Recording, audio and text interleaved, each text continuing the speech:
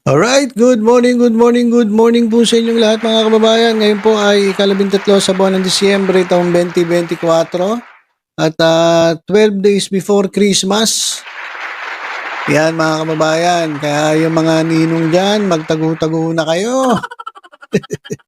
Yung mga ninong dyan na wala pang budget para po sa kanilang mga inaanak, naku magtago-tago na muna kayo. Yan, kasi anak-anak.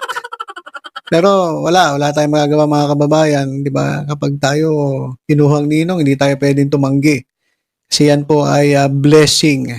Blessing pero gastos. 'Di ba? Pero ano po yan? Yan po ay syempre privilege na ikaw ay maging ninong ng iyong mga inaanak. Kaya tago-tago na muna. Okay, ito diretso na tayo sa ating pag-uusapan. Ito pong dalawa, ito pong magjowa mga kababayan, si Representative Migs Nograles, ito si Beauty and Brains mga kababayan. Beauty and Brains po ito. At si Almario. Bakit Representative Migs Nograles Almario? Kasal na ba? Kasal na ba sila? Alam ko, ewan ko hindi kasi ako mahilig sa chismis, alam nyo na. Representative Migs Nograles Almario at Representative Gino Almario mga kababayan ay nag-file po ng anti-troll farm bill. Ayan mga kababayan, ito pong si House Deputy Majority Leader and PBA Party List Representative Margarita Atty. Migs Nograles Almario. Ay kasal na siguro talaga to. Binibit-bit na niya yung apelyido ni Almario eh. At si Davao Oriental 2nd District Representative Chino Almario ay nag-file po ng House Bill number 11178 known as the Proposed Anti-Troll Farm and Election Disinformation Act. Ito po nga proposed legislation. Ang aim po nito ay protektahan ang integrity ng Philippine elections by criminalizing the operation of troll farms and the dissemination of false information targeting political candidates to unfairly influence election outcomes. Ayan mga kababayan, so sila po ay nag-file ng legislation laban po sa mga troll farms. Sabi sa kanilang explanatory note, the lawmakers emphasize the growing threat posed by the troll farms and the spread of disinformation. They stated that while freedom of speech is a constitutional right, its exercise must not harm others or disrupt public order, particularly in the context of elections. Kasi panahon po ng eleksyon eh. Alam nyo kapag eleksyon nako Diyos ko, lahat po talagang pagkalaban mo, sisiraan mo. Hanggat umabot na ikaw ay nagbabayad na ng troll farms. Kaya ito po ang layunin ng anti-troll farm bill. It also addresses the deliberate creation and dissemination of false information about political candidates, as well as collusion with bloggers, influencers, or media outlets to spread such disinformation. Alam nyo, ito na yung tinatawag natin na panahon na po ngayon ng mga bloggers. Lahat po, bloggers na mga kababayan eh. Lahat ng ginagawa mo, naka-video na. Diba? Binablog na nila. At ito na ang pinakamagandang, pinakasikat na trabaho ngayon, pagiging vlogger. Kaya kahit sino, pwede ng vlogger. Kahit, basta lahat mga kababayan, nagbibenta ka ng turon, binablog, nagbibenta ka ng fishball. Lahat po mga kababayan ay vloggers na. Kaya etong mga vloggers na ito, minsan ay binabayaran. Naku, lalong-lalo na sa TikTok binabayaran para siraan yung kalaban at mag-create at mag-disseminate ng false information. Kaya kawawa po yung mga walang pera na kandidato. Kasi yung may mga maraming perang kandidato, naku, kabi-kabi po ang troll farms. Talagang kawawa kung gulpi sarado ka. Yan po sa mga mapiperang kayang-kaya po magbayad ng troll. Kaya sabi ni itong mga to dapat ito maparusahan at ito nga yung mga penalties. Ang pwedeng penalties ay imprisonment ranging from 6 to 12 years and fines up to 2 million pesos for individuals found guilty of operating troll farms o yung mga manager ng troll farms or spreading electoral disinformation. Political candidates benefiting from these practices would face disqualification. O dun sa mga politiko naman na gumagamit ng troll farms, kapag napatunayan, disqualified. Habang ang organizations behind troll farms could be fined up to 10 million pesos. Ayan mga kababayan.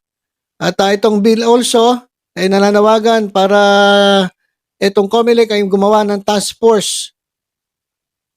At pati yung mga government agencies, law enforcement agencies na mag-imbestiga ng violations at panagutin itong mga online platforms na accountable for failing to remove disinformation within 24 hours of verified complaint. So binigyan nila ng trabaho. Ito parang mahirap to pero yaman na. Ito naman ay propose pa lang, hindi naman na sigurado itong maaprubahan. At kung maaprubahan, mamatagal kasi magkakaroon pa to ng mga dami pang babaguhin dito. Basta ito yung final nila. Tingnan natin kung anong, kasi may final form pa yan doon malalaman kung hanggang saan ba yung ipagbabawal at hanggang saan yung penalty at kung sino-sino ang mananagot. Basta, ang sabi nila, kinakailangan lang managot itong mga troll na ito. Ayan po sabi ni Miss and Mr. and Mrs. Migs Nograles at Chino Almario, mga kababayan.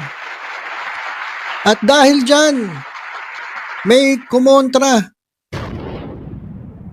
May kumontra. Siguro, kaya kumukontra troll, meron tong troll farm. Kasi hindi ka naman kukontra kung wala kang troll farm, di ba? Pakialam mo, kung wala ka naman troll farm, mo lang. Kaso, siguro may troll farm. May troll farm. Ito, sino ba to? Ito si Harry Roque. Tapos nakasulat dito, fugitive. Nasamahan nyo naman, talagang fugitive. Talaga nasa ilalim. Yan, ang pangalan po niya, Harry Roque. Nasa ilalim, fugitive. Ito mga kababayan, kumontra. Kumontra. Si Harry Roque, dito sa bill na final ng dalawa ni Representative Nograles Almario at Representative Chino Miguel Almario. Ito raw ay brazen. Ano ba yung brazen sa Tagalog? And dangerous attempt to control the political narrative, harass the opposition, and silence dissenting voices ahead of 2025 elections. So ito raw ay pangharas sa oposisyon. Bakit guilty ka ba? Bakit pangaras sa opposition? Ba't guilty ba kayo? May troll farm ba kayo? Bakit kayo nag-react? Bakit ka nag-react kung wala ka naman troll farm? So, ibig sabihin, kaya ka nag-react at ito sinasabi mo harassment sa opposition kasi meron kang troll farm at guilty ka. Di ba? And silence dissenting voices ahead of the 2025 elections. Any content-based restriction, in my legal opinion, is heavily presumed to be unconstitutional. Sabi ni Harry Roque, unconstitutional yan. Hindi pwede yan. Mawawala ng trabaho yung aking mga mga troll farms ko. Sabi niya rito, in a democracy, no individual or institution can monopolize the truth, ideas, or concept. Sabi ni Roque, I am a firm believer in the free marketplace of ideas. Ayan. Alam niyo mga kababayan, para sa akin naman, etong bill ay ginawa nila, pinasa nila to protect from disinformation, yung mga maling impormasyon, yung mga fake news. Pero kung totoo yung sinasabi mo at yung naglalabas ka lang ng iyong pananaw o yung opinion, hindi naman siguro yan ang pinagbabawal kasi karapatan po natin bilang mga Pilipino ang magsalita. Pero kung tayo hayagan na nagsasabi ng fake news, yan po yung bawal siguro. Kunyari, sabihin ko si Harry Roque, bakla. Fake news ba yun? May nakita mga video na ikaw ay rumarampa, umiikot-ikot ka pa, gumaganyan-ganyan ka pa. Ding. Sabi mo, fake news yun. O kaya naman, may mga sinasabi sila na hindi totoo, talagang para manira lang, yun yung mga bawal. Pero kung ikaw ay nagbibigay ng opinyon, ikaw ay nagbibigay ng naghahayag ka lang na, halimbawa, ayoko kay Harry Roque. Sabihin ko, wag niyo iboto yan, wag mong isama yan sa lista ng mga iboboto mo. Eh, di ba? Eh, kunyari ako, ayoko kay ayoko kay, halimbawa, na taga Davao ako, sabihin ko, ayoko kay Duterte. Eh, hindi bawal yun kasi karapatan ko yung mamili. Eh, pag sinabi ko na ito si Duterte ay nagbabayad ng mga botante, pero wala naman ako mapakitang resibo o ebidensya, ayun ang bawal. Pwede akong makasuhan, pwede akong makulong. Pero kung sasabihin ko na, wag niya iboto si Duterte, ayoko niyan, hindi maganda pamamalakan niyan, ayun na, sarili mong opinion yun, hindi yun pinagbabawal. Diba? So ako, sang-ayon ako dun sa anti-troll farm bill. Kaya lang dadaan pa yan scrutinize pa yan, pag-aaralan pa yan, kung masyadong mahigpit at hindi naman constitutional, tatanggalin yan.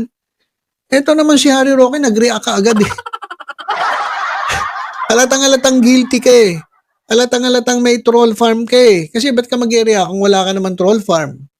Ibig sabihin, baka meron, di ba? Baka meron. Kaya nag-react ka ng ganyan. Sa akin, wala pa yan. Pag nag-file ka ng bill, sigurado ma-approvean, hindi. Aanihin pa yan, pag-aaralan pa yan, reretasuhin pa yan. Di ba? Kung masyadong harsh, syempre, masyadong brazen, yan, sinasabi ni Harry Roque, masyadong brazen. Pag-aaralan pa yan at pagdidebatihan pa yan Baka nga hindi pa pumasa.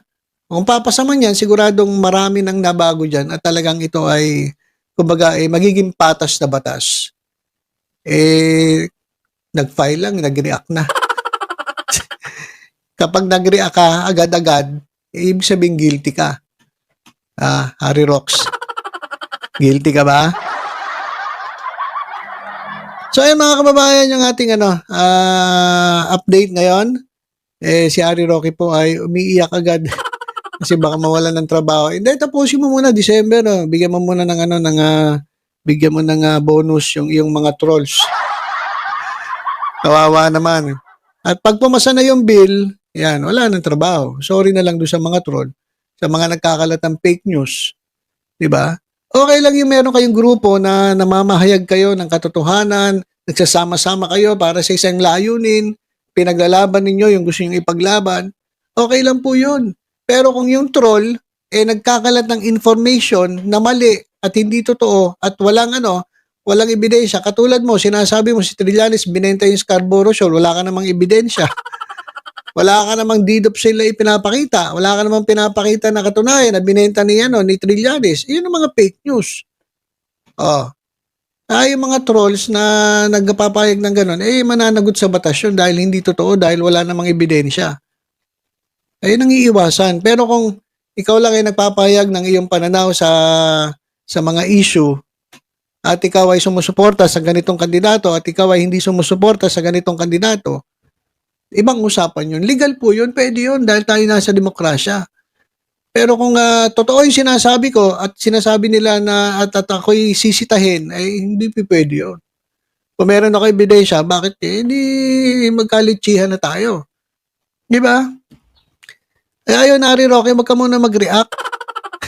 Naalata tuloy na na meron ka Hindi pa nga pumapasa yung bill. Sinabit pa lang yung bill, pag-aaralan pa lang, pag-uusapan, pagdidibatihan pa lang. Umiiyak ka na.